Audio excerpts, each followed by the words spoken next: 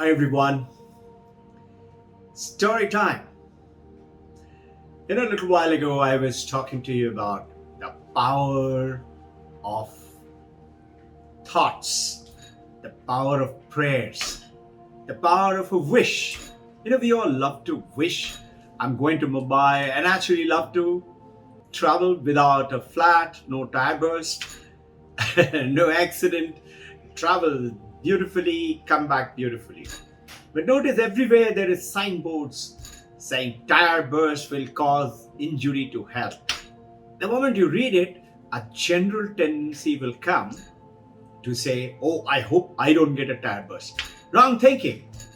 The moment you get a negative input from the world outside, with the five senses, somebody saying something, somebody showing something, some thoughts coming into, they're all negative vibration. Immediately replace it by a positive thought. My dear parents, my dear children, and very wise grandparents, I have found, I'm now going to be 78, and I found this year of experience has given me today right through life that whenever you replace it with positive thought, just forget about it. Thereafter, it will turn good. It always does.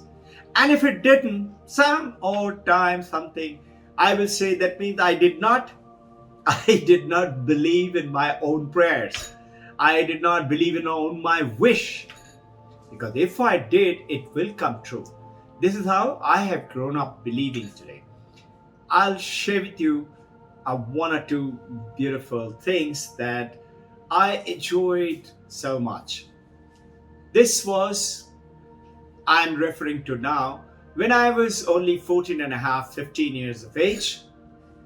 And this is Indian Air Force training. Those of you know me, I'm an Indian Air Force fighter pilot. I became a combat leader. I'm also a test pilot, production test pilot. And I'm also Cat A instructor teaching flying and various other things. So I was lucky enough by the divine grace to be projected into all these beautiful, very exciting life, and I enjoyed thoroughly and learned so much. One of the lesson over here, this was a beautiful, cool time and very cold. Place was Jodhpur, and we had 2 years and 10 months of training, and then we were about to be graduated to flying, meaning we are authorized pilot. But after that, we had to go down to this specialized flying training, and for which the helicopters went somewhere, the transport pilot went to somewhere else, and fighter pilot went to somewhere else. And amongst all the flying disciplines, that is helicopter, transport, and fighter, we always considered fighter. You all have seen the hot gun picture. Fighter pilot is the cream of the Indian Air Force and all the other air forces. So I was very adventurous, always wanting to do something new, and that's why I joined the Air Force. And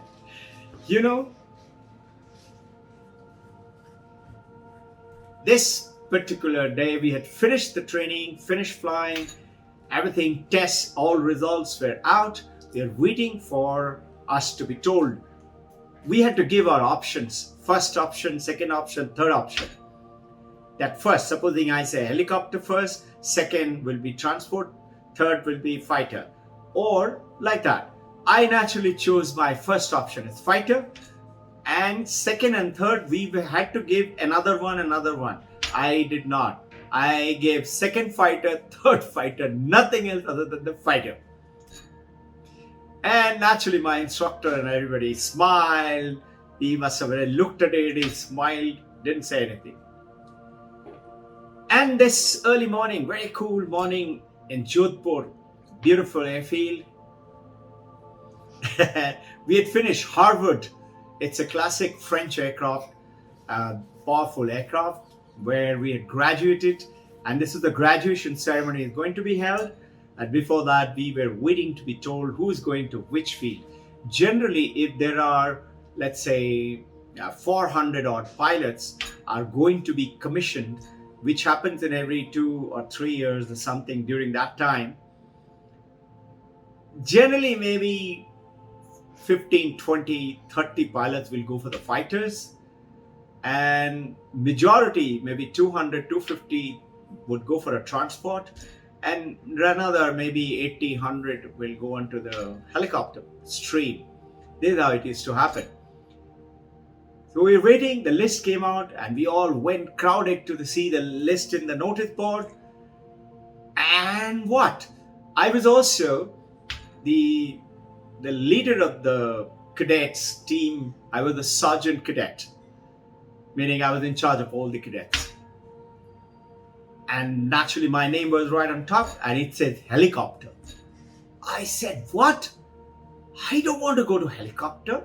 I immediately ran to flight commander who's after my instructor. I went to my instructor. He said what to do. This is the choice.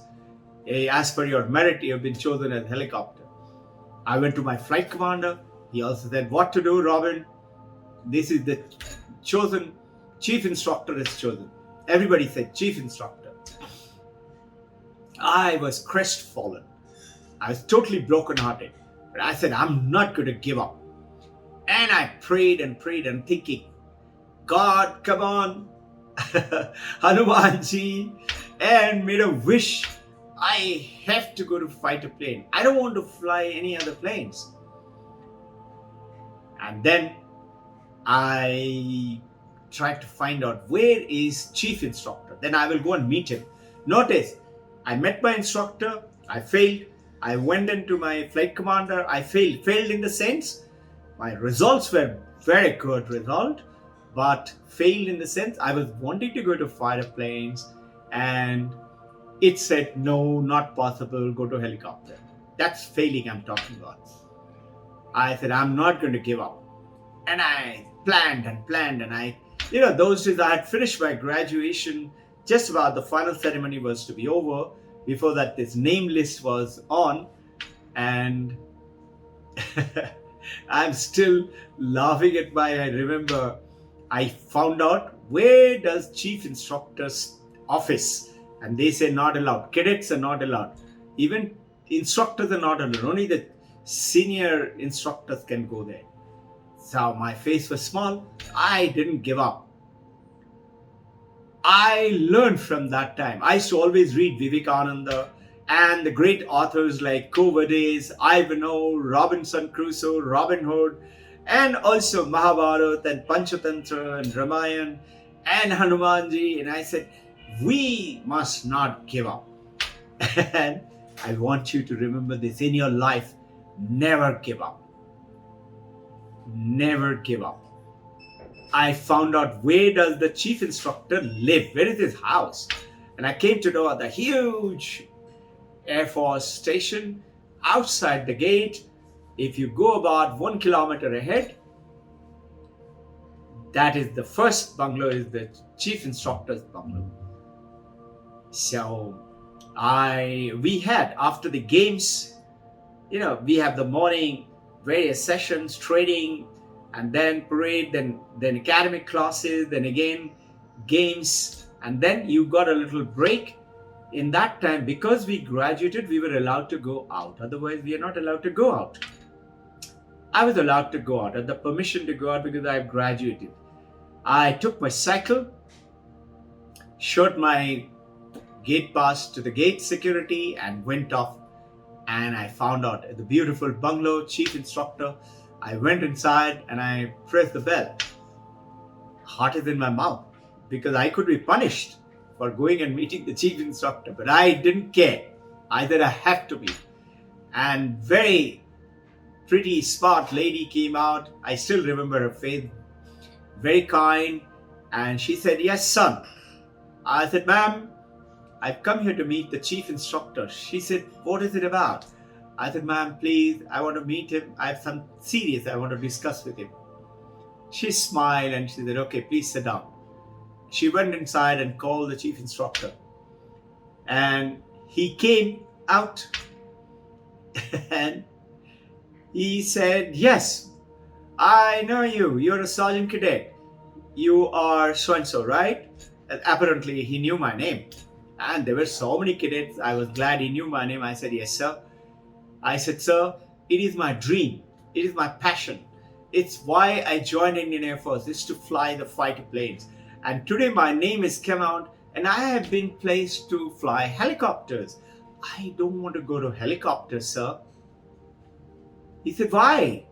And he naturally thought it to strengthen the power of flying helicopters, what all good things are there, and etc. etc. I kept listening, and then when he looked at me silently, that I hope I have spoken enough, now you change your mind. I said, sir, very kindly, I need your blessing. I don't want to fly helicopters. I only want to fly fighter planes. He started to tell me again a little bit, and he said then, do you know, Robin, which planes I fly? I said, no, sir. He said, I am a helicopter pilot. Notice I'm the chief instructor. Now I don't know what to say. He himself is a helicopter pilot. I kept quiet. He said, okay, looking at you, I can make out that you don't want to change your mind. Let me see what I can do. I left and came back. I didn't tell anybody. Alma said, where did you go? Where did you go? I didn't say anything to anyone. I kept it secret. And next morning, 5:30, we had to report. So we used to get up very early morning, get ready, and 5:15 we had to be there. 15 minutes before time was our reporting time. If 5:30 is reporting, 15 minutes. And I was a sergeant cadet. I had to get everybody lined up, ready. And there came my instructor. And as he came out, he came and he said, Robin! I said, yes, sir. I saluted him. He said, come here. I went inside. He said, you went to chief instructor? I said, yes, sir. How could you? Don't you know you're not allowed to go? I said, sir, but you all told us that I'm going to helicopter. I don't want to fly a helicopter plane. And I had no other ways, because I asked you, I asked the flight commander, I asked the commanding officer of the squadron. Everybody said 3 times. I had to go and make my 4th attempt. He said, very bad. You have broken the honor code. I kept quiet. What to do? I thought, no, I'm going for a high jump. Punishment. Air Force style. I kept quiet. He said, get out from here. So I came away. They were very respectful because I was a sergeant cadet, but this was in his office. So he could say, get out from here and all that stuff. Otherwise, since I'm the sergeant cadet and the senior most cadet, they were very respectful. But I came down, my face was small and everything now. And at about 10 o'clock, everybody said, go, there is a message for you on the signboard. And I went to the station and all the cadets came and the new placement was placed. And apparently the instructor pilots, they played a trick on us the day before. It's the typical ragging. And they wrongly jumbled it up. It was not correct placement. It was just to tease us a little bit. And mine was fighter plane right in the beginning on top. I got a call from the chief instructor. You came to me, but your name is there in the fighter flying. So I said, sir, but the list which was given to me yesterday, it was helicopter. Then he smiled and he said, okay. And I look at it this way, that look, I didn't give up. I kept on and pursued, and I won.